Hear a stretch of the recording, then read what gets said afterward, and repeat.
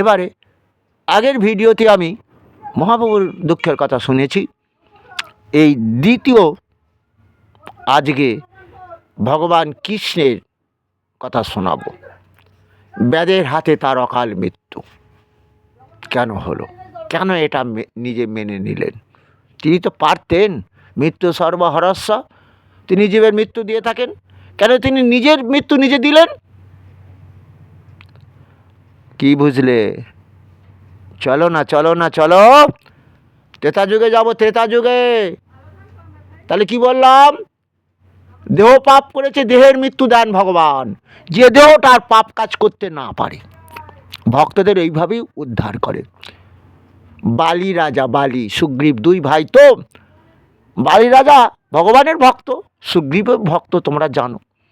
তা বালি রাজা এই কাম ক্রোধ লোভ বশত একটা দেহ দিয়ে পাপ কর্ম করছে।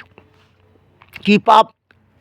বালি সুগ্রীব দুই ভাই, ছোট ভাই সুগ্রীব, তার ইচ্ছা দাদা কি রাজ্য পরিচালনা করে, কিছু রাজ্য তাকে দিক না, সেও পরিচালনা করবে। বোঝা গেছে? পশ্চিমবাংলা একটা রাজ্য, এ তো অনেকগুলো জেলা আছে, একটা দু চারটে জেলা দিক না, আমি ভোগ করব, আমি রাজাগিরি করব, তার তো ইচ্ছা হয়। বাবার অর্ধেক সম্পত্তি দুই ভাই মিলে ভাগ করে নাও। এটা কিন্তু সেই পঞ্চপাণ্ডবদের মধ্যে যেমন, এখানেও সেই দ্বন্দ্ব। বালি সব ভোগ করবে, সুগ্রীবকে কিছু দেবেন, ও দাদাগিরি করবে, রাজা হয়ে আছে, সুগ্রীবকে রাজা করবে না। কী বিপদ বলো তো? সুগ্রীবও আর ছাড়বে না, ভাই ভাই দ্বন্দ্ব বেঁধেই আছে। এখন সুগ্রীবকে কখনো কখনো বালি কী করে জানো? মারধর করে আধমারা করে ফেলে। কেন? বালির আবার শক্তি বিরাট, জানো তো? স্বয়ং নাকি রাবণ রাজাকে পর্যন্ত দমন করে ফেলেছিলেন। তা তখন বালির মৃত্যুর সময় ভগবানকে বলছেন, তুমি আমার কাছে আমার সঙ্গে বন্ধুত্ব কেন করলে না রাম? আরে তোমার রাবণ রাজা তোমার সীতাকে হরণ করে নিয়ে গেছিল, আমি আমার ন্যাজে করে রাবণ রাজাকে ঘুরপাক দিয়েছিলাম। ওরে বাবা, ভগবানকে জ্ঞান দিচ্ছ, কত জ্ঞান পাপী দেখেছ? ভগবানকে জ্ঞান দিচ্ছ, তুমি আমার সঙ্গে বন্ধুত্ব কেন করলে না? আসল কি ভগবানের ওটাই লীলা, তোমার অহংকারকে দমন করার জন্যই তো। কারণ ওই যে বলল ভগবান, পরিত্রাণায় সাধুনাম বিনাশায় চ দুষ্কৃতাম ধর্ম সংস্থাপনার্থায় সম্ভবামি যুগে যুগে। ধর্ম রাজ্য প্রতিষ্ঠা করব, পাপীদের বিনাশ না করলে হবে? তা তুমি কত বড় পাপী! তোমার ভাইকে তুমি ভাগ দেবে না, সব ভোগ করবে, তুমি রাজা নাম কিনবে, তাকে ছোট করে রেখে দেবে, সমাজে অবহেলিত হবে।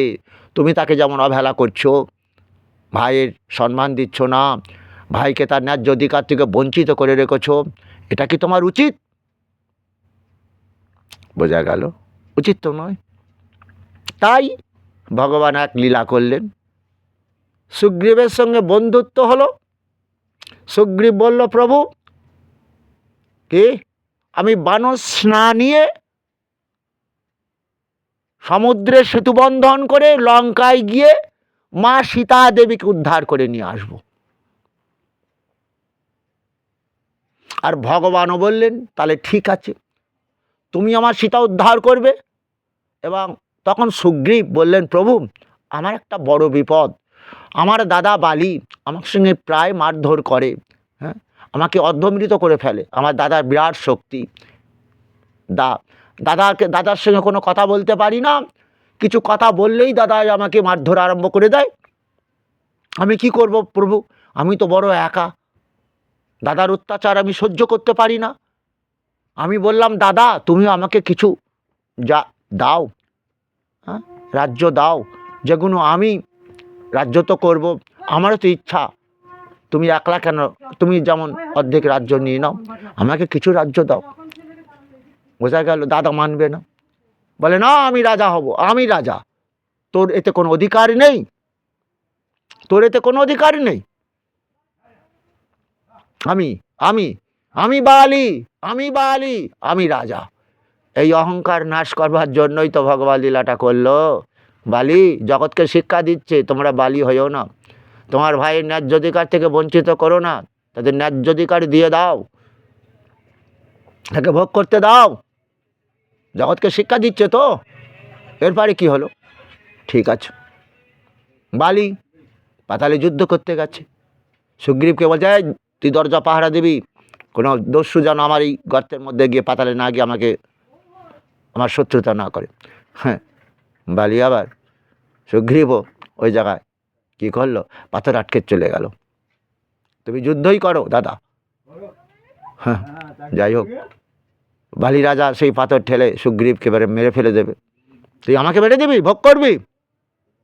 তো বলতে, দাদা তুমিও তো আমাকে মেরে ফেলতে চাও, আমাকে আমাকে বিনা কারণে আমাকে মারছো, রক্তারক্তি করছো, আমার যন্ত্রণা হয় না দাদা?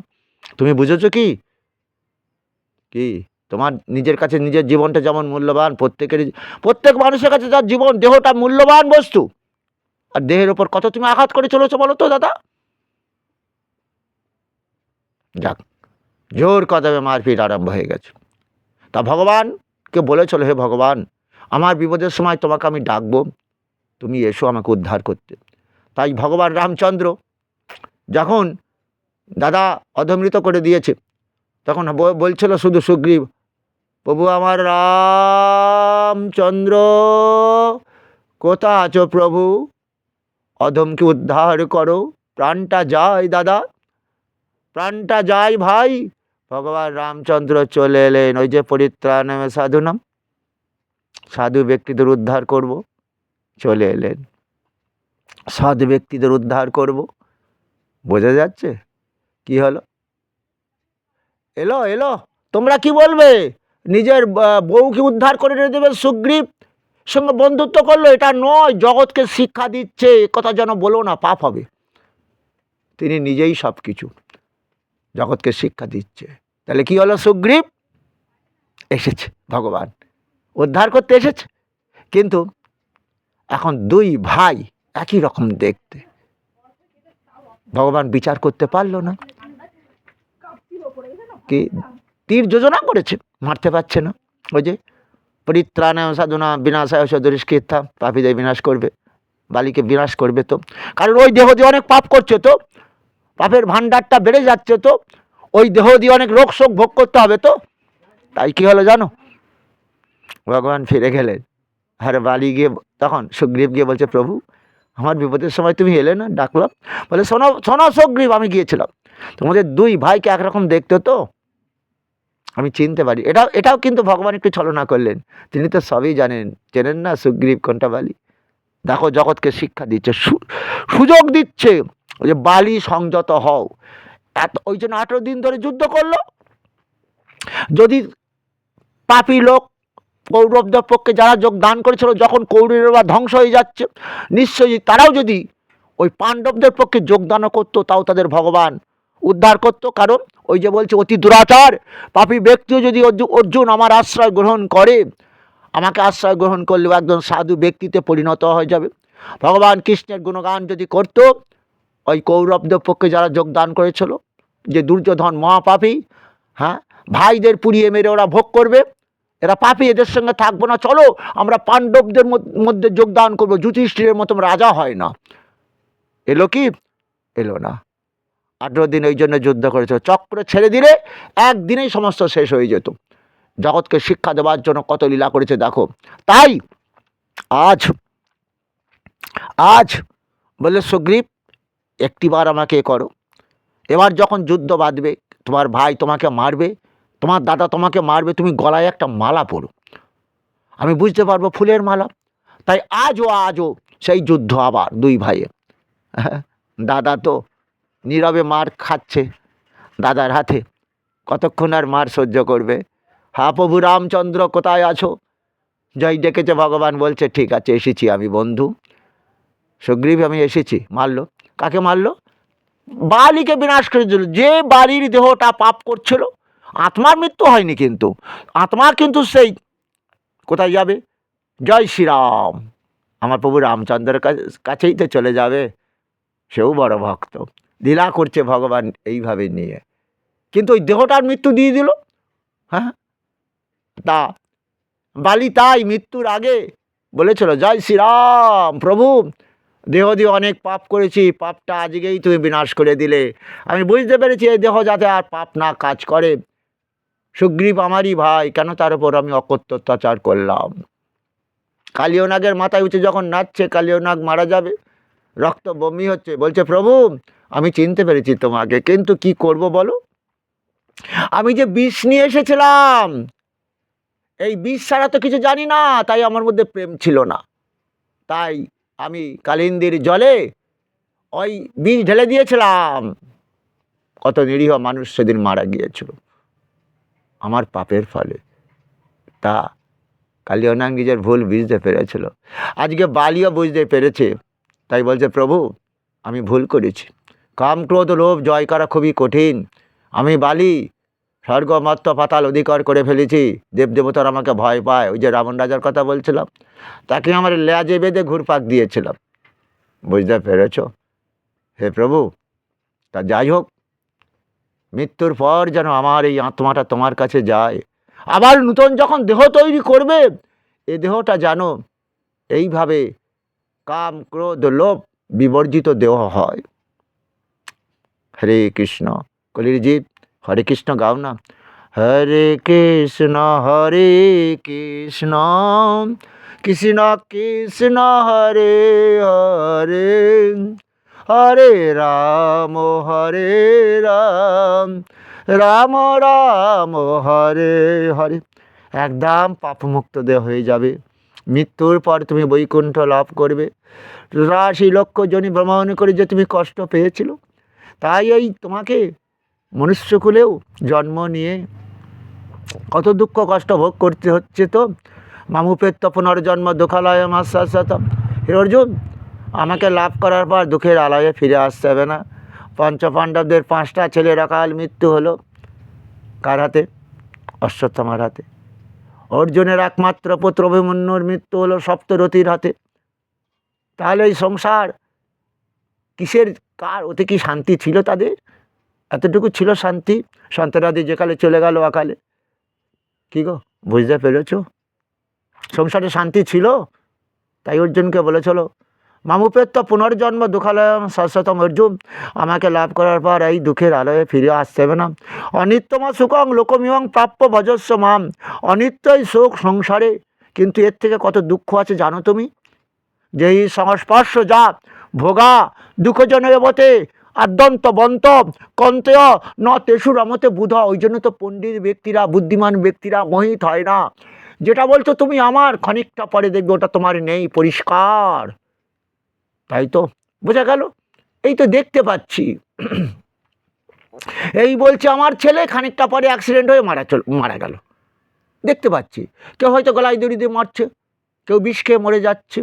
মৃত্যু যখন টানবে কিন্তু থাকতে পারবে না। এই যে আমরা দোষ দিই না, হ্যাঁ, গলায় আত্মহত্যা মহাপাপ, ওরে বাবা তুইও জানতে পারবি না, তোর নিয়তি যখন টানবে না, ওই গলায় দড়ি দিয়ে ঝুলতে হবে, বিষ খেয়ে মরতে হবে। এটাই হচ্ছে নিয়তি। তবে দেহটা পাপমুক্ত কর, কারণ পূর্ব জন্মের কর্মের ফল এ জন্মে ভোগ করতে হয়। বুঝতে পেরে গেছো? বুঝেছ?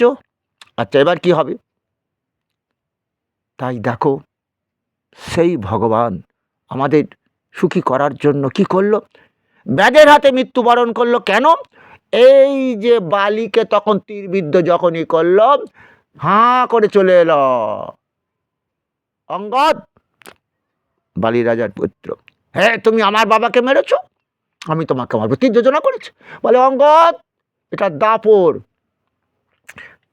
এটা ত্রেতা, দাপরে আমি তোর ওই তীরের হাতে মৃত্যুবরণ করব। তুই যদি মনে করিস আমি পাপ করেছি তোর বাবাকে মেরে, কই বাবাকে তো কখনো বলিসনি বাবা আমার কাকার ন্যায্য অধিকার থেকে বঞ্চিত করেছো কেন? কেন তাকে তুমি মারধর করো? এটা তুমি মহাপাপ করছো। বলেছিলিস? বলিসনি তো অঙ্গদ। জগৎকে শিক্ষা জগৎকে শিক্ষা দেবার জন্য আমি তোর হাতেই মরব, তুই কাল ব্যাধ হয়ে জন্মাবি। জগৎকে জানিয়ে দেব আমি সেই কৃষ্ণ, আমি সেই কৃষ্ণ। কি আমার জন্ম নাই, আমার মৃত্যু নাই, এটা আমি বলেছি, অর্জুনকে বলেছি। হে অর্জুন, আমি কে? তুমি আমাকে চিনতে পারছো না তো? শোনো অর্জুন, শোনো অর্জুন, বহুনি ব্যতীতানি জন্মানি তব চ অর্জুন, তনহং বেদ সর্ববাণী নতং বেতু পরন্তব। হে পরন্তব অর্জুন, আমার তোমার কি হয়েছে? বহুবার জন্ম হয়েছে, আমি সব জানি, তুমি জানো না। আমি জন্মরহিত, অজোহপি স্বর্ণবয়াত্মা, ভূতানি মিশ্রপি সন, প্রকৃতিং সমম ধৃষ্টায় সম্ভব আত্মমায়া। আমি জন্মরহিত, অবিনশ্বর হয়েও সমস্ত প্রাণীকুলের ঈশ্বর হয়ে হওয়া সত্ত্বেও নিজ প্রকৃতিকে অধীন করে যোগমায়ার দ্বারা আবির্ভূত হই। যোগমায়াকে আশ্রয় করে আবির্ভূত হই। তাহলে আজ এই দাপরে তিনি তো পাপীদের বিনাশ করে ধর্ম রাজ্য প্রতিষ্ঠা করেছিলেন, সত্য, কিন্তু কিন্তু পাপীর হাতেও নিজে তীরের আঘাত খেয়ে দেহটার মৃত্যু ঘটালেন। কেন? এ কথার উত্তর কি আছে? উত্তর কিছু নেই, উত্তর একটাই, সেই ভগবানকে তোমরা চেনো, জানো, যে ভগবান তোমাদের জন্য গীতামৃত দান করে গেলেন, যে গীতা দেহ দিয়ে যদি কেউ পান করে তার অকাল মৃত্যু হবে না, এই কলিযুগে দেহ পাপ মুক্ত হবে, মরার পরও গতি হবে। অর্জুন, ছেলের হাতে যতই পিণ্ড খাও এ দেহ পাপ মুক্ত করতে পারবে না। আর আমি সেই কৃষ্ণ, শুনতে পেয়েছ কি? কে? মৃত্যু সর্বহরস্ব, আমিও কিন্তু অকাল মৃত্যু দিতে বাধ্য হব, এবং মরার পর কি করব? কি করব? কি করব জানো? ওই যে ঊর্ধ্বং গচ্ছতি সত্যস্থা, দেহ দিয়ে যারা সৎকর্ম করেছে তাদের আমি সদ্গতি লাভ করাবো। অনেকে বলে না, রোগে ভুগতে ভুগতে মরে গেলে তো বাবা লাটা চুকিয়ে যাবে, হ্যাঁ ঠাকুর আমার মৃত্যু দাও। আরে মৃত্যু দেবো তোমার, দিয়েও কি তোমার সুখ আছে? এরপরে তো আবার তোকে নূতন দেহ তৈরি করতেই হবে, কারণ আমি তো আর ব্যাংকে জমা রাখতে পারবো না এই আত্মাটাকে। কারণ জাতস্য ধ্রুব মৃত্যু, ধ্রুবং জন্ম মৃত্যুস্য, আমি যেমন মৃত্যু দিয়ে থাকি, আত্মাটা দিয়ে নূতন দেহ তৈরি করি আবার আমি। তাহলে নূতন করে যখন দেহ দিয়ে আত্মা তৈরি করব, তাহলে তোমার কর্ম অনুযায়ী দেহ তৈরি হবে। ওই যে আসুরিং জনিমা পন্না মুরা, জন্মনি জন্মনি মাম প্রাপ্যইব কন্তেও তথে জানতি অদমাঙ্গতিম। অসুর জনিতে যাদের জন্ম, যারা বলছে ঈশ্বরবিহীন জগৎ, ঈশ্বর অহং সিদ্ধহম, বলবান ভোগী সুখী, আমি ঈশ্বর ইচ্ছা মতো ভোগ করব, তাদের কি করব অর্জুন? অধোগতি কৃমি কীটাদি কুলে জন্ম দেব।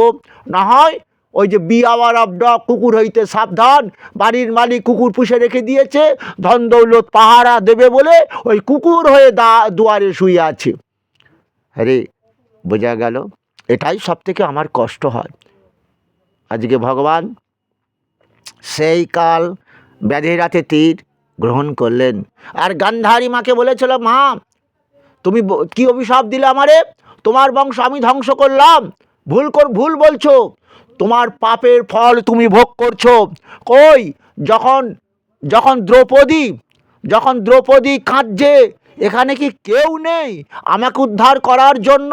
মা, দ্রৌপদী তোমার বৌমা, সন্তানের মতো, তুমি কি বলেছিলে দুঃশাসন দ্রৌপদী তোর বৌদি, মায়ের তুল্য, তুই তার কেন বস্ত্র টানাটানি করছিস? বুঝেছ? আমি সেই কৃষ্ণ, আমি সেই কৃষ্ণ, ভক্তদের উদ্ধার করি। দ্রৌপদী আমাকে ডাকছে, তাই তাকে উদ্ধার করেছি। তোমরা শুনতে পেয়েছ কি? তাহলে শোনো, আজকে কৃষ্ণ নাম কেন ভজন করবে বুঝতে পেরেছ? কেন গলায় তুলসীর মালা পরিয়ে মেয়েটাকে হরিনাম শেখাবে, দীক্ষা দিয়ে দেবে, ওই কৃষ্ণ আপদে বিপদে উদ্ধার করবে, এটাই তো চেয়েছিল। কারণ কোটি কোটি দুঃশাসন জন্ম নিয়ে গেছে অলরেডি। দেখেছো তো, আজ রাজনীতিটা দেখেছো এখন, কে কে ধৃতরাষ্ট্র গদির লোভে অন্ধ হয়ে আছে, দুঃশাসন তৈরি করেছে, দুর্যোধন তৈরি করছে, বিচার কারোর করছে না। কে বুঝলে? বিচার আরম্ভ হয়ে গেছে ভগবানের, ওই যে কলিযুগ, বুঝতে পেরেছ? প্রকৃতি ভগবান রূপ ধারণ করবে, এটাও আছে। আবার তোমরা নিজেরাও করাচ্ছ, প্রকৃতিকে ভবরূপ ধারণ করতে বাধ্য করাচ্ছ। অ্যাটম বোম ফাটাবে, হ্যাঁ, প্রকৃতি আবার ধ্বংস করে দেবে, আকাশ বাতাস জল দূষণ এইভাবে আরও বেড়ে যাবে। হরে কৃষ্ণ। হিরোশিমা নাগাসাকিতে এখনও ঘাস জন্মায় না, এখনও বিকলাঙ্গ শিশু জন্মায়। তোমরা সেই অ্যাটম বোম তৈরি করেছো, তো ওগুলো তো সব ফেলবে, মাটিতেই তো ফেলবে, কোথায় রাখবে আর। হরে কৃষ্ণ। তাহলে সেই ভগবান কাল ব্যাধ অর্থাৎ নিজের বংশে যখন পাপ ঢুকে গেছে, সেই কৃষ্ণ সন্তান যাদব সন্তানেরা নিজেরা আরম্ভ করেছে মারপিট, একে অন্যের সঙ্গে কি করেছে, শিখ দুর্যোধনের মতো। পঞ্চপাণ্ডবদের ভাগ দেব না, আমরা সব ভোগ করব, হ্যাঁ, ভাগের লড়াই। সেই একই করলেন ভগবান, বংশ ধ্বংসই করে দিলেন। কি করে ধ্বংস হলো, পরের ভিডিওতে আবার আসবো, আবার জানাবো। এখানে এই ভিডিওটা ইতি দিলাম। তাই আবার বদন ভরে গাও যে মহাপ্রভু আমাদের জন্য গম্ভীরায় তাকে আটকে রাখা হয়েছিল, কত শাস্তি দেওয়া হয়েছিল। সেই হরে কৃষ্ণ কৃষ্ণ কৃষ্ণ কৃষ্ণ হরে হরে, হরে রাম রাম রাম হরে হরে।